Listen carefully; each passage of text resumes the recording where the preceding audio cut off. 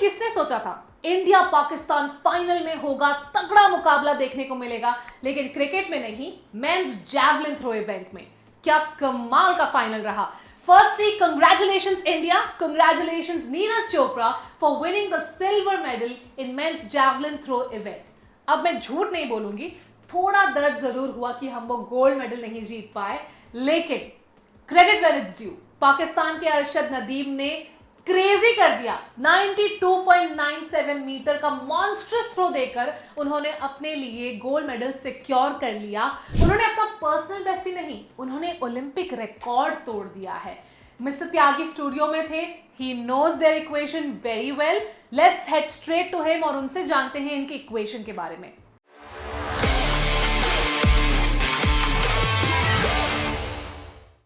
कई बार आप अपनी तरफ से पूरी कोशिश करते हैं, आप डिटर्मिनेशन डिसिप्लिन के साथ सब कुछ झोंक देते हैं, आप अपने करियर का सेकंड बेस्ट थ्रो और सीजन का बेस्ट थ्रो डाल देते हैं, और उसके बाद रास्ते में आ जाता है एक ऐसा ओपोनेंट जो कि आपसे बेहतर करता है।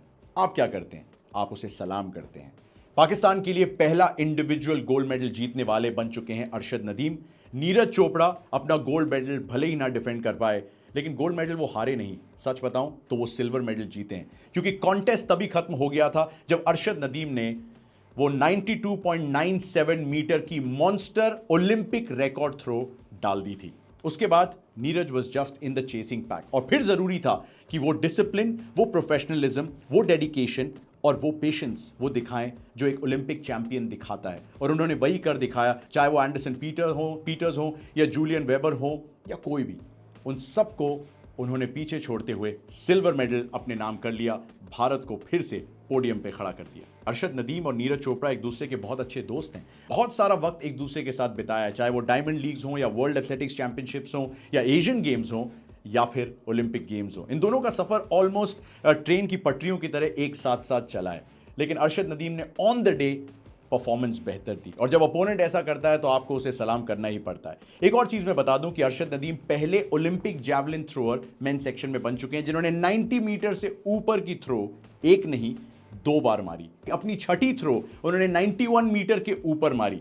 लेकिन नीरज चोपड़ा से जो बात कोई नहीं छीन सकता वो ये है कि इंडिपेंडेंट इंडिया में सिर्फ वो तीसरे ऐसे मेल एथलीट हैं जिन्होंने एक इंडिविजुअल इवेंट में 2 मेडल अपने नाम किए हैं। नॉर्मन प्रिचर्ड ने 1900 में किया था, लेकिन इंडिपेंडेंट इंडिया में सिर्फ सुशील कुमार अकेले ऐसे मेल एथलीट थे। अब नीरज चोपड़ा उस लिस्ट में शामिल हो गए। ये उनका सीजन का बेस्ट थ्रो था, उनके करियर का सेकंड बेस्ट थ्रो था। अब आगे उम्मीदें हैं कि 90 मीटर की जो वो दहलीज है वो उसे भी पार करें। अब सवाल ये है कि LA 2028 में, यानी कि 4 साल बाद, नीरज चोपड़ा जब 30 साल के हो जाएंगे तो उनकी वापसी के चांसेस कितने हैं, उनके मेडल जीतने के चांसेस कितने हो जाते हैं। 2 बार तो कम से कम ऐसे एथलीट्स रहे हैं जिन्होंने 3 या उससे ज्यादा मेडल्स अपने नाम किए हैं।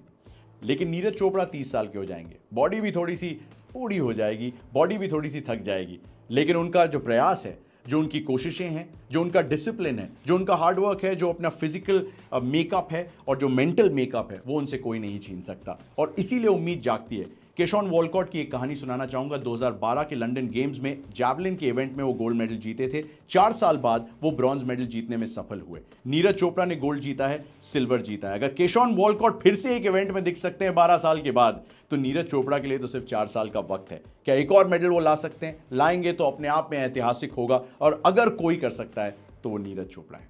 1 अगस्त लगभग 1 और 2 बजे के बीच आया था स्वप्निल कुसाले का bronze medal 50 metre air rifle 3 positions for men. 2 तारीख, 3 तारीख, 4 तारीख, 5 तारीख, 6 तारीख, 7 तारीख, दिन निकलते गए, मेडल्स हाथ से छूटते गए।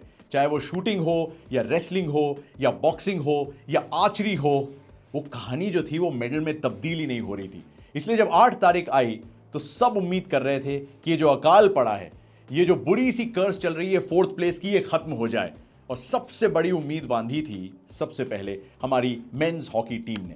उसमें भी एक कहानी ये थी कि दिल टूट चुका था, क्योंकि गोल्ड मेडल मैच में जाने का मौका हाथ से जा चुका था। 3-2 से जर्मनी की हार मिली थी, जैसा हमने गेम फेस ऑन में आपको बताया था। लेकिन अब ब्रॉन्ज मेडल की बारी थी। पिछली बार टोक्यो से ब्रॉन्ज मेडल लेके आए थे, और इस बार भी शुरुआत जो थी उसमें पिछड़ गए। पिछली बार जर्मनी से 2 गोल से पिछड़े थे ब्रॉन्ज मेडल मैच में, इस बार 1-0 से मार्क मिरालेस के पेनल्टी स्ट्रोक के जरिए हम पीछे हो गए।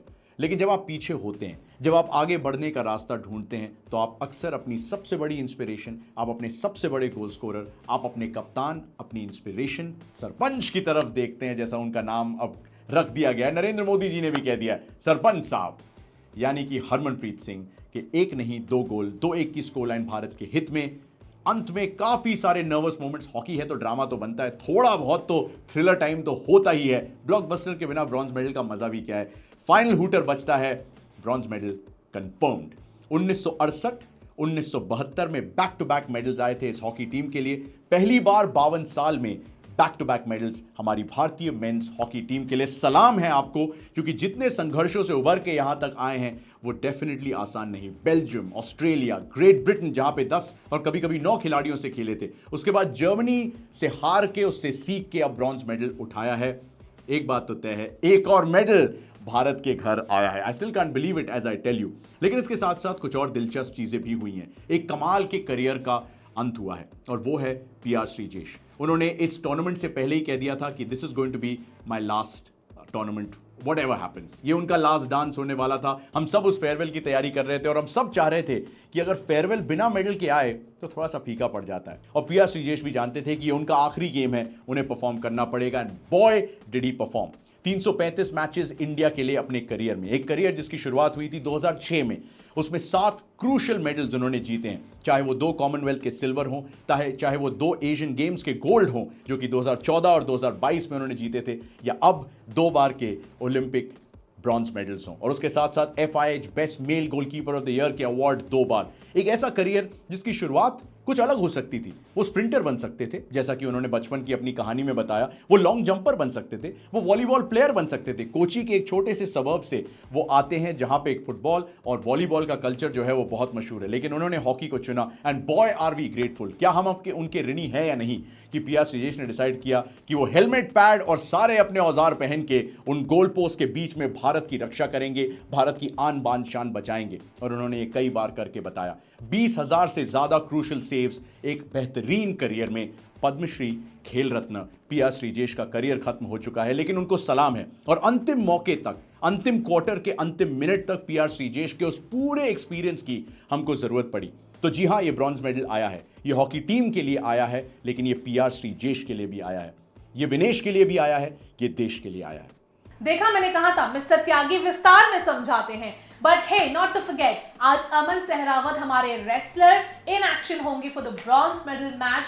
सो फिंगर्स क्रॉस फॉर अमन। उनके ऑपोजिशन में होंगे पोर्टोरिको के रेसलर जिनके साथ अमन अब तक नहीं भिड़े हैं। But something about Aman that is very special कि वो रवि कुमार दहिया जो सिल्वर मेडलिस्ट थे टोक्यो 2020 में, उनको अपने बड़े भाई जैसा मानते हैं। उन्हीं को हराकर उस कोटे में 57 kg कैटेगरी के वो रेसलिंग में आए हैं ओलंपिक्स में। So he would want to make Ravi Kumar Dahiya very very proud and also the entire nation proud. तो हमारा सपोर्ट आपके साथ है Aman. I hope you really do well for yourself and for India. And for you guys, please subscribe to our channel, like and share. See you until the next one.